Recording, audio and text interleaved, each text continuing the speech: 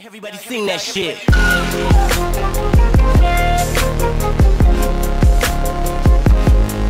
Shit.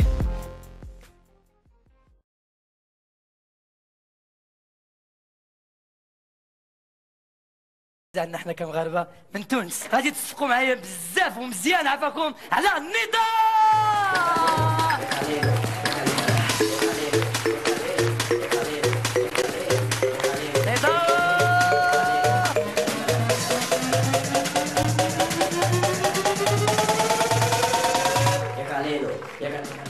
Bonsoir le Comedy Club Maroc, est-ce que ça va?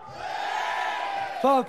Attends, il y a un truc, j'ai vu Echo le faire tout à l'heure, j'ai envie d'essayer, vraiment, on n'a pas ça en Tunisie, mais j'ai envie de l'essayer. Ouais.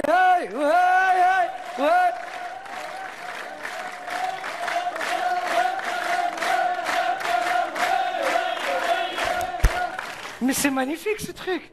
On n'a pas ça en Tunisie, je crois que je vais rentrer en Tunisie, je vais faire ouais, les gens vont dire il est malade celui-là. Ah vraiment, ça me fait super plaisir d'être là, moi je suis tunisien, et je vais vous avouer un truc. La Tunisie, alors on est en minorité, donc calme-toi. Je vais vous avouer un truc, vraiment, en tant que Tunisien. Ça est barche à ce que je vais dire maintenant, mais je vais vous l'avouer. Ça peut me faire des problèmes dans mon pays. Le couscous maghribi venu à la couscous tunisi, voilà, je le dis. Alors calmez-vous, c'est un sketch. On sait très bien que le meilleur couscous, c'est le couscous de l'Oualida. Mais moi, ce qui me fait rire, c'est la fascination que les Français, ils ont quand tu leur parles de couscous. Tu dis à un Français, j'ai mangé un couscous. T'as mangé un couscous? Mais j'adore le couscous. Mais pourquoi tu m'as pas dit? Mais j'adore le couscous. Ma grand-mère vivait en Algérie, des fois. Oh! C'est de la semoule. Jamais tu verras un Marocain ou un Tunisien te dire, oui.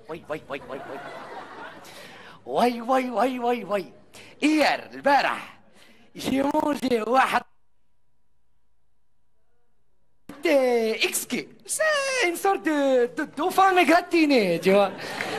Ah, vraiment, ça me fait super plaisir d'être là. Alors moi, je suis acteur en Tunisie, je suis humoriste en France.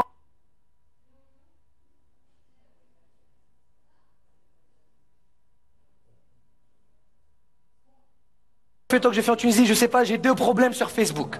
Le premier, c'est que depuis les feuilletons que j'ai fait en Tunisie, il y a une centaine de faux comptes sur Facebook à mon nom. Il y a une centaine de faux profils à mon nom.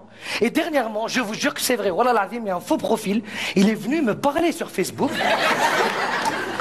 Il m'a dit, Salam, c'est le vrai Nidal qui te parle, s'il te plaît, supprime ton compte.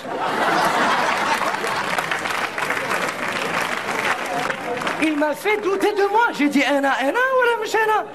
Et le pire, je vous jure que c'est vrai, wallah l'azim, sur ce faux compte, je vois un ami en commun. Devinez qui? Ma mère. Je l'ai appelé, je lui ai dit, mais qu'est-ce que tu fais? Tu sais que c'est moi ton fils. Elle m'a dit, oui, mais lui, au moins, quand je lui parle, il répond. Mon deuxième problème avec Facebook, le vu. Pourquoi tu lui dis que j'ai vu? Pourquoi te bargakbeya, comme vous dites? Moi, le vu m'avait traumatisé depuis tout jeune. Je me rappelle quand je suis arrivé en France à l'âge de 10 ans et que j'étais scolarisé là-bas, je ne savais pas qu'on pouvait mettre vu à la place d'une note. Je me rappelle une fois, on avait un examen, je me suis donné à fond, j'ai mis les bonnes notes, j'ai mis le stabilo. Le prof me rend ma copie, vu. Je l'ai mal pris. J'ai dit, Mahboula, hein, ou là. J'ai dit, excusez-moi, moi, quand vous m'avez mis les questions, j'ai répondu, j'ai pas mis lu.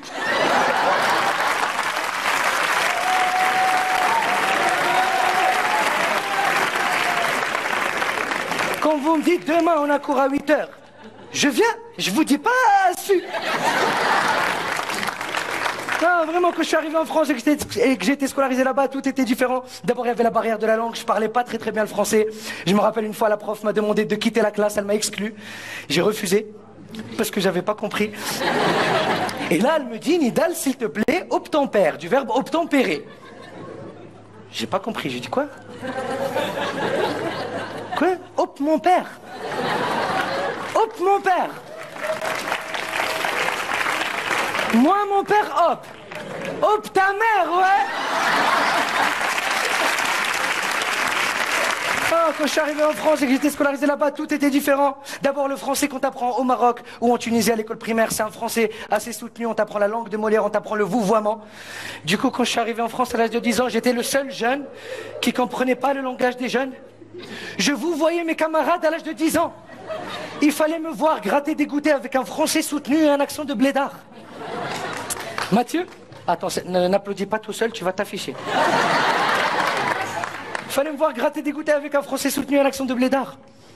Mathieu, auriez-vous l'obligeance de me donner un petit morceau de votre collation, s'il vous plaît?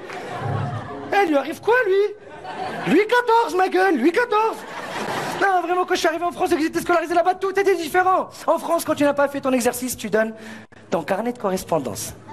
Là où j'ai été scolarisé en Tunisie et au Maroc, je sais aussi, quand tu n'as pas fait ton exercice, tu donnes tes mains. Le prof te tape sur les mains. Et je me rappelle, chaque début d'année, chaque prof arrivait avec l'asa, le bâton avec lequel il allait nous taper cette année-là. Et il nous le présentait, Oud l'Haram.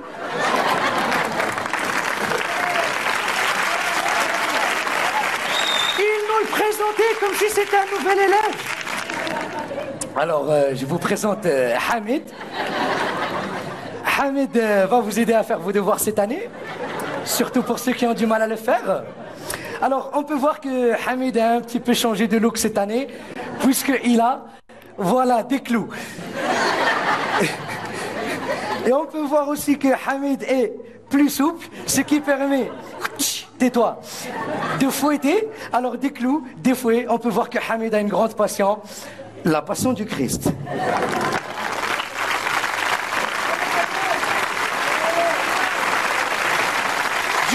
Du coup, quand je suis arrivé en France, à cause de ça, j'avais des réflexes très bizarres. Nidal, tu as fait ton exercice?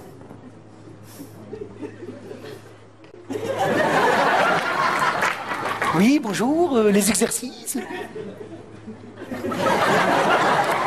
Vas-y, Odrob, vas-y. Vas-y, Odrob. Bon, bah, tu me donnes ton carnet de correspondance, alors. C'est tout. Oui, tu me donnes ton carnet, tu vas le faire signer par tes parents, le mot que je vais t'écrire. Il est où, Hamid? Il n'y a pas de... Ah bah, il n'y a pas d'exercice. Et depuis ce jour-là, je n'ai jamais fait mes exercices. J'allais carrément voir les autres élèves, je leur disais « Mais pourquoi vous faites vos exercices? Ils vont pas vous taper !» Jusqu'à ce que j'arrive au bac. Je vous jure que c'est vrai, je triche et je me fais attraper. Mais heureusement, je m'en suis sorti, on avait l'immunité diplomatique. Par contre, on avait l'immunité diplomatique, c'est comme ça que je suis monté à Paris. Mais par contre, mon père nous l'a caché pour pas qu'on en profite. Mais par contre, j'avais mon meilleur ami, Seydou, qui lui aussi avait l'immunité diplomatique, qui lui aussi était un blédard comme moi, il venait de la Côte d'Ivoire, mais contrairement à moi, lui, je pense que son père, il a dû bien lui expliquer ce que c'est. Il a même dû lui dire, ton papa là, il t'avait immunité diplomatique, hein? Va faire le bordel à Paris! Va faire le bordel à Paris, c'était un fou! Une fois, on était ensemble en voiture, il s'est fait flasher par les flics, il a dit, ah! 142,8 km/h.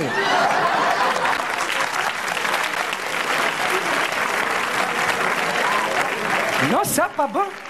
Ça pas bon, je vais faire le record, quoi. 150, je vais repasser, je vais vous faire une photo bien.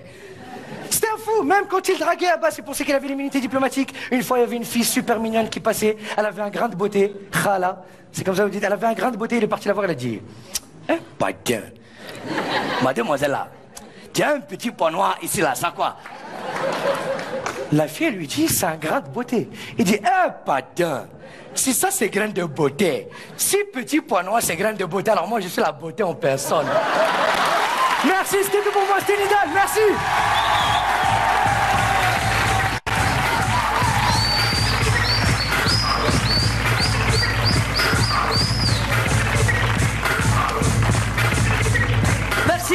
ميرسي تبارك الله عليك. عندي لك سؤال. علاش في تونس راكم تحكوا شويه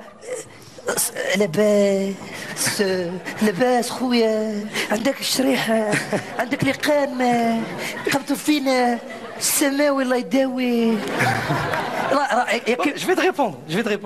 C'est pour équilibrer avec vous les Marocains, parce que vous parlez trop agressif. Je te jure que c'est vrai. Hier, il y a une fille, elle a voulu me draguer, une Marocaine. Je te jure, elle m'a fait comme ça. Ah, le téléphone. J'ai eu peur, je te jure, j'ai donné mon téléphone, j'ai donné tout ce que j'avais. شكون هادي؟ لا Marocaine. مراه. شوف نقول لك واحد القضيه، احنا في المغرب عندنا المراه والراجل بجوجهم رجال. تبارك الله عليكم، ما احلاكم لي Marocains.